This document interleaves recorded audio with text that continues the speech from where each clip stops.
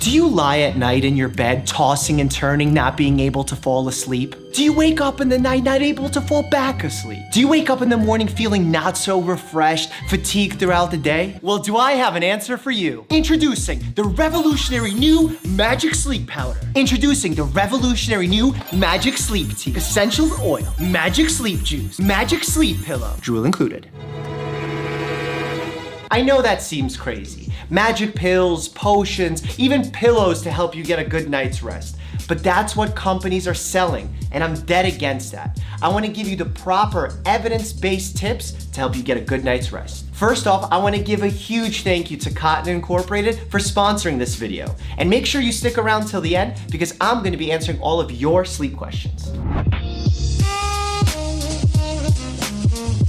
Let's chat about all the things you need to do during the day before the night even starts to make sure you get a good night's sleep. Number one, exercise. You know it sounds crazy, but physical activity improves the quality of your sleep and extends its duration. So even if you're only going out for a 10-minute brisk walk, do it. Morning, night, evening, it doesn't matter. Get your physical activity in. Number two is diet. First and foremost, you want to avoid eating too close to bedtime because that can stimulate your gastric juices and make you really uncomfortable when you're going to bed. On top of that, you want to avoid spicy foods, overly citrusy foods, and something that a lot of people do before going to sleep, that's alcohol. Because you may fall asleep fine on alcohol, but it will hurt the quality of your sleep and you won't wake up as well rested. Number three, naps. I'm not gonna lie, I love naps. But naps are a double-edged sword because they are refreshing and they can give you some energy as long as you keep them somewhere between 15 to 30 minutes. However, they will decrease your sleepiness, which is a good thing, but then it'll make it harder for you to fall asleep at night because you're not sleepy. So if you can, avoid the nap unless the circumstances call for it. Caffeine. Get your coffee fix before lunch because caffeine has a half-life of 6 hours, meaning it can take up to 12 hours for it to be fully eliminated out of your system. And don't forget, caffeine is a diuretic, so it makes you want to pee.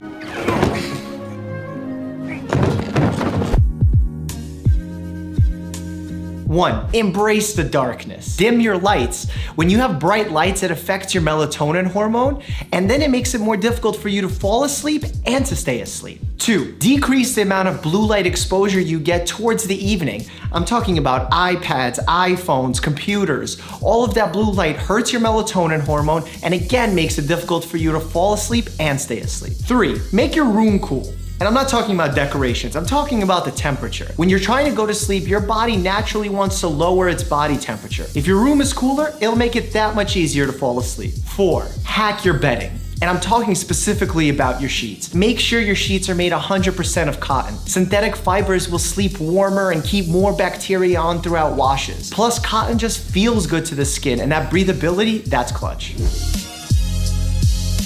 Make sure it's pitch black in the room. Even if you have a candle flickering on the side table, that still affects your sleep. Two, keep your cell phone alerts off. I'm talking about that do not disturb feature. No one should be texting you and waking you up in the middle of the night. Sleep is important and it should be a priority. What happens in case emergency someone needs to reach me? Well, most of the phones nowadays have a customizable do not disturb feature that allows calls from your contacts to get through, especially if they dial twice. Three, no pets. And this is a tough one for even me to swallow. I love sleeping with Bear or Roxy, but the more you sleep with a dog, the more sleep interruptions you get, the worse quality of sleep you're gonna get. Four, the most important point of them all. If after 15 minutes of tossing and turning, you're unable to fall asleep, get out of the bed and do something relaxing, and then try and go back to sleep after 15 minutes. And I'm not talking about checking out social media on your phone. The last thing I want you to do is to have FOMO because your friends are out doing something fun and you're getting ready for the next day at work.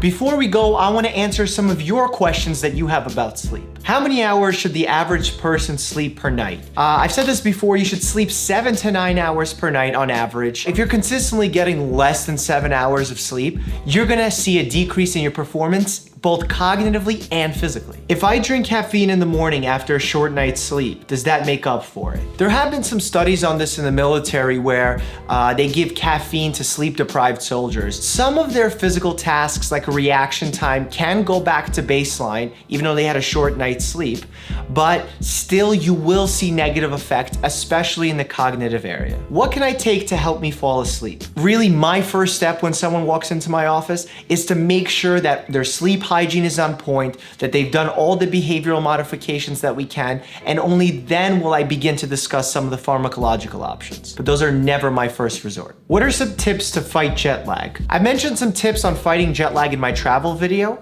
but what you can do is plan ahead and actually adjust to the time zone that you're traveling to before you go on the trip. And once you're already there, use the sun to your advantage to reset your circadian rhythm. How dangerous is driving while sleepy? Very dangerous. In fact, it can be even considered more dangerous and is probably responsible for more accidents on the road than driving under the influence of alcohol. When you're drinking alcohol, your reactions are delayed. When you're drowsy, you can have moments of something known as microsleep, where for a second or maybe even for a few seconds, you actually fall asleep with your eyes open. And there, it's not a delayed reaction time, it's no reaction time. So you can imagine how dangerous that is. What are the most important factors to getting good sleep? Well, that goes back to my 3 pillars of health, but instead I have 3 pillars for sleep, and that's QQC: quantity, quality, and consistency. And consistency meaning going to sleep at the same time every night, weekend or weekday. If I had a pill that boosted productivity, increased fat loss, and decreased the chance of you developing some diseases, you probably jump on it, right? Now you have all the tools to get a good night's sleep and the reasons as to why getting a good night's sleep is important. Let's give another huge thank you to Cotton Incorporated for sponsoring this video. And as always, stay happy and healthy. So I'll pop out from here. Oh, I think I just ripped my pants. Oh no, I broke my belt. Do you spend the beginning of your nights laying in bed? Is it laying in bed or lying in bed? Get yourself a high quality cotton pair of sheets. Pair of sheets?